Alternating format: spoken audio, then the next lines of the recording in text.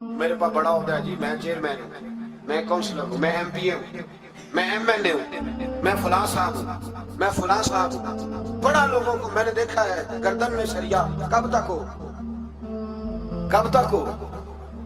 وزیر اعظم ہو تو کب تک ہو؟ ہم نے تو دیکھا ایک بندہ وزیر اعظم ہوتا ہے اگلے دن لکھا ہوتا ہے مجرم ہے، ایک بندہ صدر ہوتا ہے اگلے دن لکھا ہوتا ہے ملزم ہے۔ کیا بات کرتے ہیں، یہ تو آنے جانی۔ حضرت امام مالک بیٹھے تھے ہارون رشید کے پاس، سخت پیاس لگ گئی ہارون رشید، اتنی سخت گرمی پیاس، یہ روزہ کھول کے نا کوئی چیز نہ ہو، پانی ہو تھوڑا سا ٹھنڈا، سادہ پانی تو دل کرتا ہے سارے پی لیں۔ حضرت مولا علی نے مثال دی ہے شیر خدا نے، حضرت علی نے انوکھی بات کرتے کہتے نا مجھے فلاں جان سے پیارا ہے، تو شیر تھے نا تو شیروں جیسی باتیں کرتے۔ کسی نے پوچھا آپ کو نبی پاک صلی اللہ علیہ وسلم سے کتنا پیار ہے، تو فرمانے لگے سخت گرمی سخت پیاس میں جتنا بندے کو ٹھنڈے پانی سے پیار ہوتا ہے مجھے اس سے بھی بڑھ کے اپنے نبی سے پیار ہے صلی اللہ ہو۔ کیسی مثال عطا فرمائی، لوگ وہیں کھڑے ہیں جان سے زیادہ پیارے میں، فرمایا نہیں، سخت گرمی میں سخت پیاس میں جتنا بندے کو ٹھنڈے پانی سے پیار ہوتا ہے مجھے اس سے زیادہ مصطفیٰ سے پیار ہے۔ یہ مولا علی کا فرمان۔ ہارون رشید کو پیاس لگ گئی تو پانی کچھ دیر سے آیا تو تڑپنے لگا، پانی لاؤ گلا خشک ہو گیا، گھنٹہ ہو گیا، شور کرنے لگا، جلال میں آ گئے، تڑپ لاتے کیوں نہیں، جلدی کرو۔ جب بندہ گرمی میں آتا ہے نا باہر سے تو پانی دیر سے آئے نا تو دل کرتا ہے کہ وہ ہو سکتا ہے گھر میں کوئی بم بھی پھوڑ دے، پانی کو دیر سے آیا ہے پہلے پانی۔ اس لیے سمجھدار خواتین باہر سے جب کوئی آتا ہے تو پہلے پانی لاتی، پانی پی لے جناب۔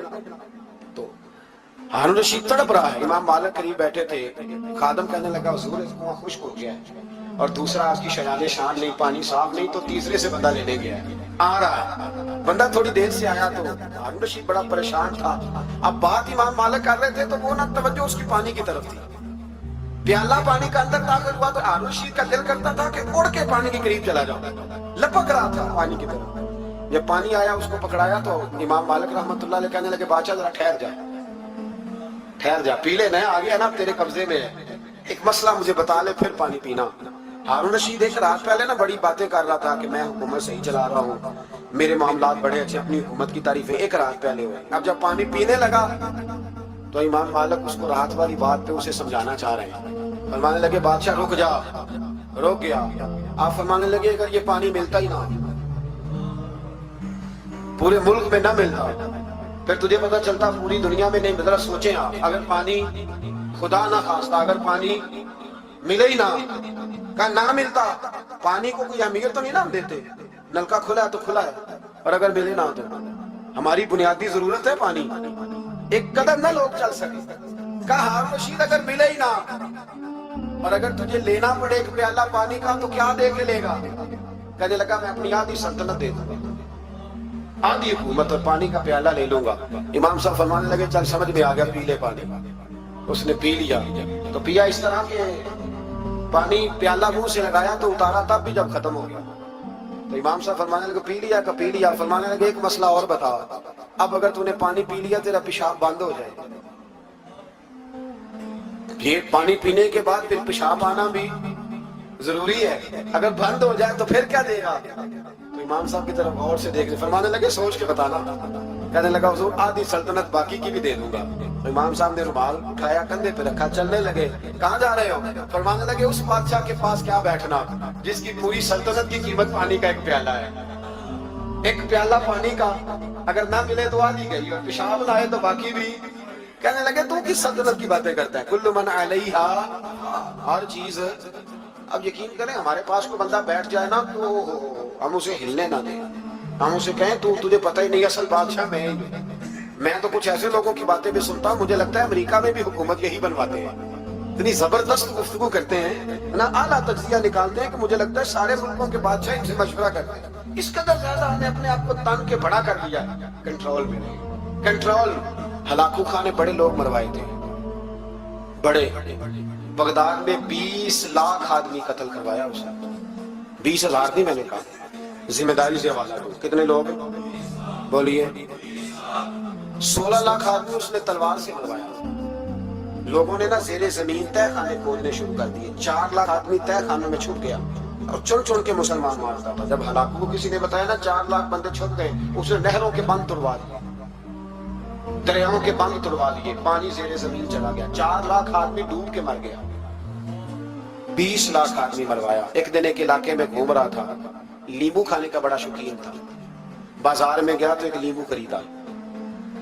उसने देखा कि बाजार में बूढ़े बच्चे जवान खरीदारी कर रहे हैं, तो कहने लगा अभी भी इतने मुसलमान जिंदा हैं, बनाओ इनकी लाइनें, कत्ल करना है। 3 लाइनें बन गई, बूढ़ा आदमी भी लाइन में आ गया, नींबू खा रहा है, उसको हल्का हल्का चूसता है, घोड़े पे बैठा है, कत्ल करा रहा है लोगों को। एक बाबा जी पहली साफ में थे, जब पहली साफ कत्ल होने लगी, बाबा जी पिछली साफ में दौड़ के हो गए। हलाकू खां हंस रहा है उसको देख के।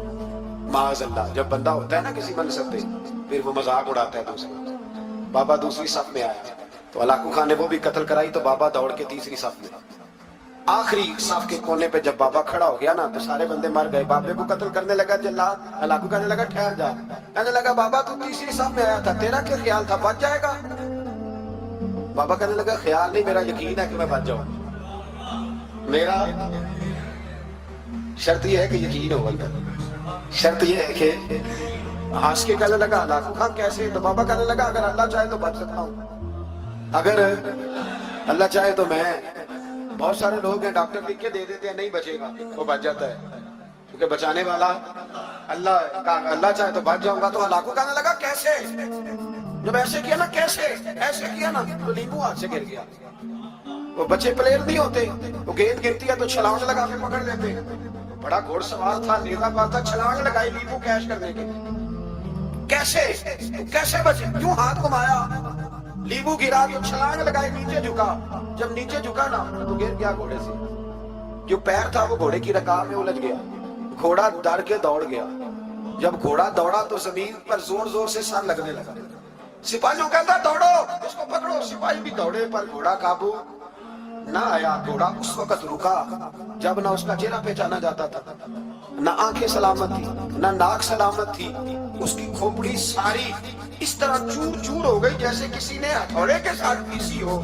हलाकू की लाश से खून बह रहा था, बाबा हंस रहा था। एक सिपाही कहने लगा बाबा तू क्यों? कहने लगे मैं अपने रब की कुदरतों पे मुस्कुरा रहा हूं। कुल्लु मन अलैहा फान वजब वजहु रब्बिका ज़ुल जलाल वल इकराम का मैंने इसे समझाया था कि बचाने वाला बचा लिया करता है। तो उसने मुझे,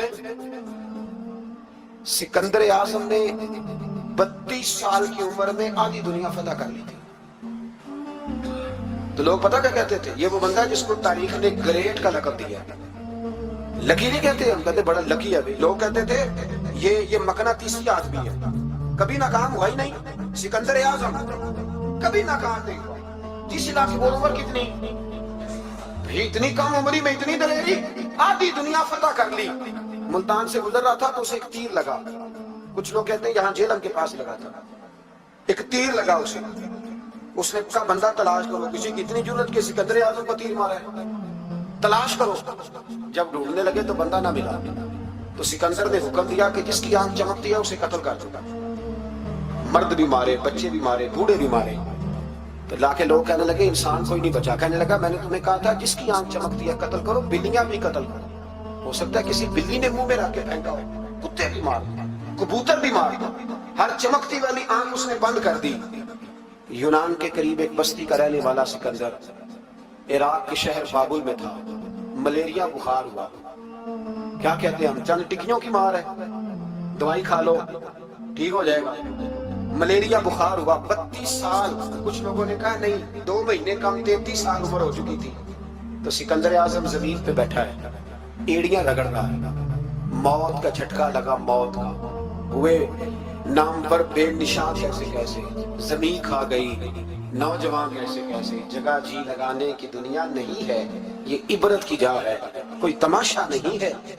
एड़ियां रगड़ रहा है। 2 हफ्ते का सफर रह गया था घर पहुंचने का। तो सिकंदर एक सूबे का, एक मुल्क का, एक छोटे से इलाके का सरबराह नहीं। सिकंदर आधी दुनिया फतह करने वाला। प्लेट में रख के किसी ने हुकूमत नहीं दी, खुद मेहनत करके फतह की। लेकिन सिकंदर एड़ियां रगड़ता है, जोर जोर से जमीन पे मारता है और कहता कोई है जो मुझसे मेरी सारी सल्तनत ले ले और मुझे सिर्फ 2 हफ्ते की जिंदगी ले दे। मैं प्रदेश में नहीं मरना चाहता, घर मरना चाहता था। कोई मुझे 2 हफ्ते की जिंदगी, 2 हफ्ते की, कोई 2 हफ्ते मिट्टी दे, तू मिट्टी रहना। ਐਵੇਂ ਕਾਦੀ ਬੱਲੇ ਬੱਲੇ ਅੱਜ ਮਿੱਟੀ ਦੇ ਉੱਤੇ ਬੰਦਿਆ ਤੇ ਕੱਲ ਮਿੱਟੀ ਦੇ थल्ले का कोई मुझे मोहलत दे दे, लेकिन रब का कानून है जब वक्त आ जाता है फिर मोहलत।